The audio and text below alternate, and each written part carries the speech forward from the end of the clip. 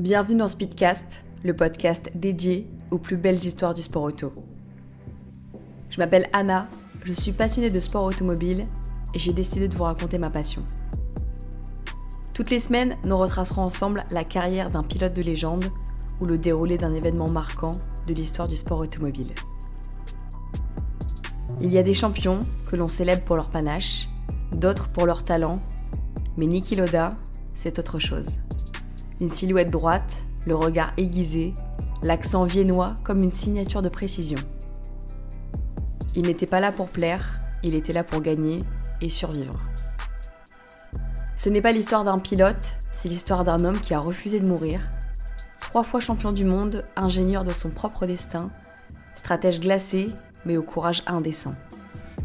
Aujourd'hui, au lendemain des 6 ans de sa disparition, je vais vous raconter l'histoire de Niki Lauda, le phénix de la Formule 1. Autriche, 1949. Vienne pense encore les plaies de la guerre, les murs sont debout, mais l'âme du pays est morcelée. Dans les rues, on reconstruit, on se tait, on avance. C'est dans ce décor gris et figé que naît Andreas Nikolaus Lauda, le 22 février. Un bébé aux yeux profonds, à la mâchoire déjà dure. Il est le fils d'une famille riche, conservatrice, influente. Son grand-père est un industriel puissant. Chez les Lauda, on ne rêve pas, on planifie. Le jeune Niki grandit entre les murs d'un monde feutré, exigeant, pensionnat privé, bonne manière, attentes élevées. Le chemin semble tracé, économie, gestion, héritage. Mais très tôt, une fissure apparaît. Ce n'est pas un enfant docile. Il est discret, mais farouche. Ce qu'il recherche, ce n'est pas l'admiration, c'est le contrôle. Son premier amour est une voiture. À 15 ans, il conduit en secret. Il démonte, observe. Il comprend les choses mécaniques comme d'autres comprennent une langue maternelle. Il ne rêve pas de vitesse, il rêve de maîtrise. Son père s'inquiète, le considère comme un garçon capricieux, entêté, et veut lui imposer la raison. Mais chez Niki, la raison ne mène pas à la conformité, elle mène à la désobéissance. À 18 ans, il s'inscrit à des courses de côte en secret. Il ment sur ses origines, paie avec ses économies. Il pilote une Mini Cooper avec une efficacité glaciale. Pas de panache, pas de flamboyance, juste des trajectoires propres, des freins posés au millimètre, une analyse constante. À la fin des années 60, il comprend une chose capitale. S'il veut avancer, il doit acheter sa place. Les portes de la compétition sont fermées aux inconnus. Il n'aura ni parrain, ni nom célèbre, ni soutien de la presse. Il contracte un prêt, hypothèque tout ce qu'il peut. En 71, il rentre en Formule 2, puis achète sa place chez Mark Engineering. Mais Mark est un gouffre, la voiture est mal conçue, les ingénieurs dépassés. Il passe la saison en fond de grille. Ce n'est pas grave, il n'est pas là pour briller tout de suite, il est là pour apprendre. Il note tout, chaque tour, chaque dérapage, chaque anomalie de température ou de comportement aérodynamique. Les ingénieurs commencent à l'écouter, ils parlent comme eux, mais mieux. Chez BRM, en 1973, il attire des regards. Pas grâce aux résultats, la voiture reste moyenne, mais grâce à sa lecture du châssis, à son exigence, à son implication totale. Il ne se fait pas remarquer par n'importe qui, c'est le regard du grand commendatore qui se pose sur lui et sur ses performances. Enzo Ferrari décide de le rencontrer. Niki Lauda entre dans son bureau, comme on entre dans un duel. Il ne sourit pas, ne s'excuse pas. Il parle moteur, frein, suspension. Ferrari ne dit presque rien. Mais en sortant, il donne l'ordre de signer. C'est le début de la métamorphose, le vrai départ. Ferrari 1974. L'écurie est à la dérive depuis la fin des années 60. Elle est rongée par les tensions internes, les égos, la lenteur bureaucratique. Les pilotes vont et viennent, les ingénieurs aussi. Mais Enzo Ferrari, vieillissant, croit encore à l'homme providentiel et Niki Lauda arrive à point nommé. Dès sa première saison, il bouleverse tout, travaille inlassablement. Il demande à rouler davantage, exige des données, pousse les mécanos à répéter les opérations. Il ne pilote pas la voiture, il la déchiffre. Il comprend que la voiture est mal née, trop lourde, aérodynamiquement instable. Il remonte l'information, propose des corrections et surtout, il établit un lien inédit entre le pilote et les ingénieurs. Ce lien, c'est lui. Claire Regazzoni, son coéquipier, lui reste l'italien de cœur, le romantique, l'audace et le chirurgien, et très vite, ses chronos parlent. À Jamara, en Espagne, en 1974, il signe sa première victoire. Les journalistes découvrent ce visage fermé, sans emphase, qui s'exprime comme un comptable après une réunion de crise. Quand je gagne, je sais pourquoi. Quand je perds, je sais aussi.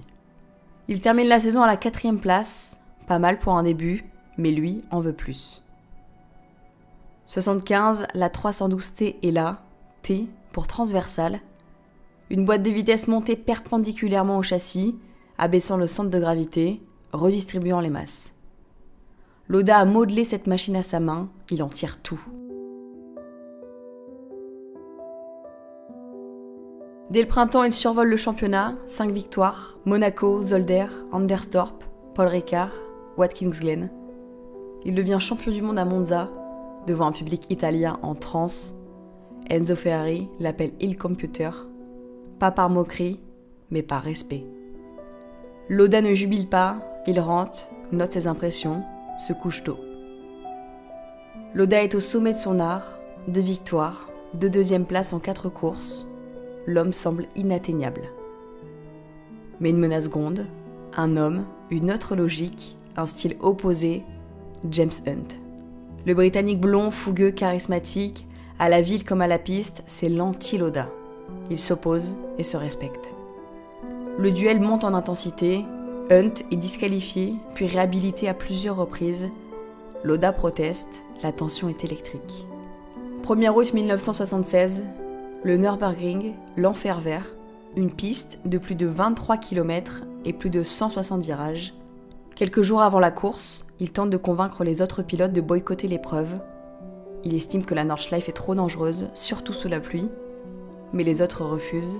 La course aura lieu. Au 2e tour, Lauda sort violemment de la piste, sa Ferrari percute le rail, rebondit et prend feu.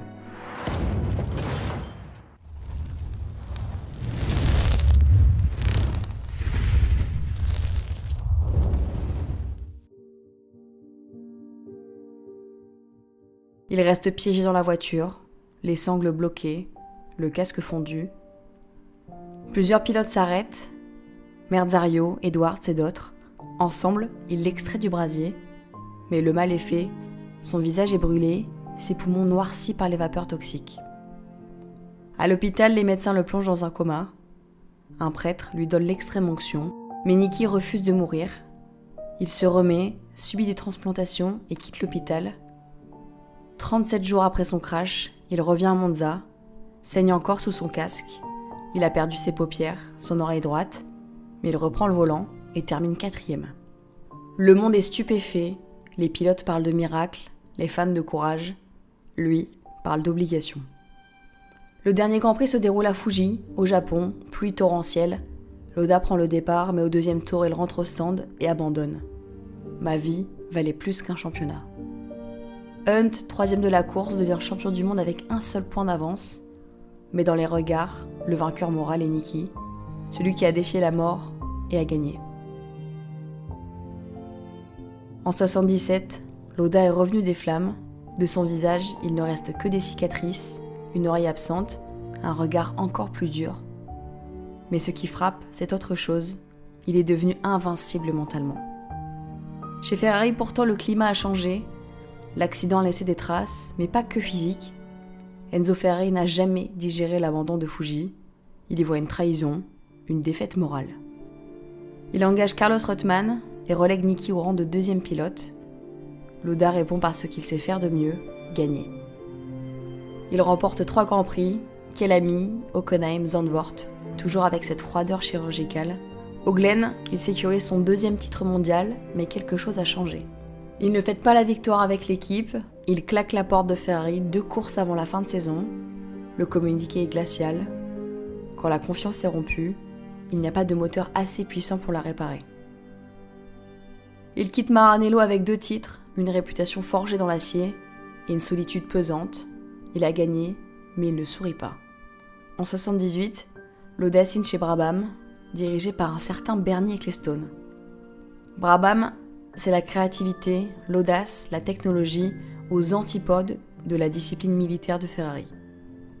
Le premier choc, la BT46B, surnommée la Fan Car. La voiture est équipée d'un ventilateur arrière censé refroidir le moteur, mais qui génère en réalité un appui au sol incroyable. Une idée géniale, mais illégale. Au Grand Prix de Suède, Lauda domine, il gagne, et la voiture est immédiatement bannie. C'est un coup d'éclat, mais un feu de paille. La saison 78 est une lutte contre la fiabilité. Il abandonne 8 fois. En 79, la situation empire, moteur Alfa Romeo fragile, châssis instable, atmosphère tendue. Lauda, toujours aussi direct, finit par craquer. Lors du Grand Prix du Canada, il descend de la voiture après les essais, retire son casque. Je n'ai plus envie de tourner en rond. Il prend sa retraite avec effet immédiat. Il quitte la F1 sans cérémonie, sans regret apparent. Il rentre à Vienne, crée Lauda Air, sa propre compagnie aérienne. Le ciel l'a toujours attiré. Lauda Air décolle, Niki, pilote commercial certifié, commande ses Boeing comme il commandait ses monoplaces, avec rigueur et sang-froid. Mais dans ce cockpit, quelque chose lui manque. En 81, Ron Dennis frappe à sa porte. McLaren veut le faire revenir. La plupart le prennent pour un fou, mais Dennis voit ce que d'autres ignorent. Le feu ne s'est jamais éteint. En 82, Niki Lauda signe son retour, 3 ans après avoir quitté la F1. À 33 ans, il grimpe dans la MP4-1, première F1 à châssis en carbone. Une révolution technique, un cockpit plus rigide, plus sûr, et surtout, une écurie où tout fonctionne comme une entreprise, parfait pour lui. Chez McLaren, je ne perds pas de temps avec les émotions. 3e Grand Prix, Long Beach, il gagne, à la surprise générale. Une victoire tactique, méthodique, Niki est revenu. Plus lent peut-être, mais plus malin. Il termine la saison 5e. En 83, la McLaren souffre face au Renault et au Brabham. Il n'abandonne pas, mais les victoires ne reviennent pas. Pourtant, l'écurie se transforme. Elle s'associe avec TAG Porsche pour développer un moteur V8 turbo exclusif. Et surtout, un nouveau coéquipier arrive. Alain Prost entre chez McLaren, le français, élégant, rapide, ultra constant, incarne la nouvelle génération. Il est l'élève modèle de l'ère post-Lauda. Mais pour cette saison, ils seront rivaux dans le même box. McLaren TAG est imbattable, 12 victoires en 16 courses. Mais à l'intérieur de l'équipe, c'est une guerre froide. Lauda n'a pas la vitesse pure de Prost, il le sait, mais il compense ailleurs. Connaissance de pneus, gestion de course, stratégie en temps réel. Course après course, Prost claque l'épaule. Mais Lauda remonte toujours en course, il ne panique pas, il calcule. Au Portugal, dernière manche, Prost gagne, mais Lauda termine 2e, exactement ce qu'il fallait. Il est champion du monde pour la 3e fois, par 0,5 points d'écart, le plus petit écart de l'histoire. Le respect est immense, Prost lui dira « J'ai appris plus que Lauda qu'avec n'importe qui ». En 85, Lauda a 36 ans, il entame sa dernière campagne en F1. Officiellement, il ne le dit pas, mais dans sa tête c'est clair, ça sera le dernier tour. La McLaren est toujours forte, mais Prost a changé de dimension. Il est plus rapide, plus complet, il est devenu ce que Lauda était dans les années 70, l'homme à battre. Lauda vit une saison difficile, abandon mécanique, erreur inhabituelle, blessure, notamment une blessure au poignet qui le fera manquer plusieurs Grands Prix. Il n'est plus au sommet, il le sait. Mais il reste une course pour l'histoire. Zandvoort, Pays-Bas, une piste qu'il connaît et qu'il aime. Il se bat contre Prost, il tient, il résiste. Au terme d'une course de précision clinique, il gagne, c'est sa 25e victoire. Un chiffre propre, comme une signature. Il quitte la F1 à la fin de l'année, laissant le titre à Alain. Mais il part en paix. Il salue le paddock, sans larmes, avec respect. Et comme toujours, sans fioriture. 26 mai 91, un Boeing de Lauda Air s'écrase en Thaïlande. 223 morts, une tragédie, un drame qui marque à vie Lauda. Il se rendra sur place immédiatement et enquêtera auprès des autorités locales. Il affronte les ingénieurs de Boeing. Il découvre une erreur de conception sur les inverseurs de poussée et force l'avionneur américain à changer ses procédures. Une nouvelle victoire, mais une victoire funèbre. Dans les années 90, il revient en F1, dans les coulisses, chez Ferrari d'abord, puis chez Jaguar. Et c'est en 2012 qu'il revient là où il sera le plus utile, dans un rôle hybride entre stratège, mentor et figure emblématique, chez Mercedes-AMG. Aux côtés de Toto Wolff, il construit un empire, recrute Lewis Hamilton, défend Nico Rosberg, conseille Valtteri Bottas. Dans l'ombre, toujours là, toujours respecté. Il devient le gardien des valeurs, l'œil du sage, le lien entre deux âges de la F1. Les dernières années sont rudes, grève de reins, complications pulmonaires. En 2018, il subit une grève des poumons. Il continue à suivre les courses depuis son lit. Il conseille encore, puis doucement, il s'éloigne. Le 20 mai 2019, Niki Lauda s'éteint, à 70 ans. Le paddock se fige, une minute de silence est observée à Monaco. Mercedes repeint le halo de ses voitures en rouge. Sa mythique casquette rouge reste présente dans le box. Lewis Hamilton dira « Sans Niki, je ne serais jamais venu chez Mercedes. Il a changé ma vie. » Niki Lauda, c'est une histoire de feu, de métal, de chiffres, de cicatrices. C'est d'un homme qui a tout risqué, tout perdu, puis tout reconquis. Un homme qui n'a jamais menti, jamais flanché, jamais triché. Un pilote, un patron, un survivant. Un champion 3 fois, mais une légende pour toujours. Vous pouvez retrouver l'histoire de Niki Lauda et de sa rivalité avec James Hunt dans le film Rush, l'un des meilleurs films consacrés à la Formule 1. Merci à tous d'avoir écouté cet épisode de Speedcast. N'oubliez pas de vous abonner, de partager cet épisode, de le commenter aussi. Et nous, on se retrouve dès la semaine prochaine pour un nouvel épisode de Speedcast.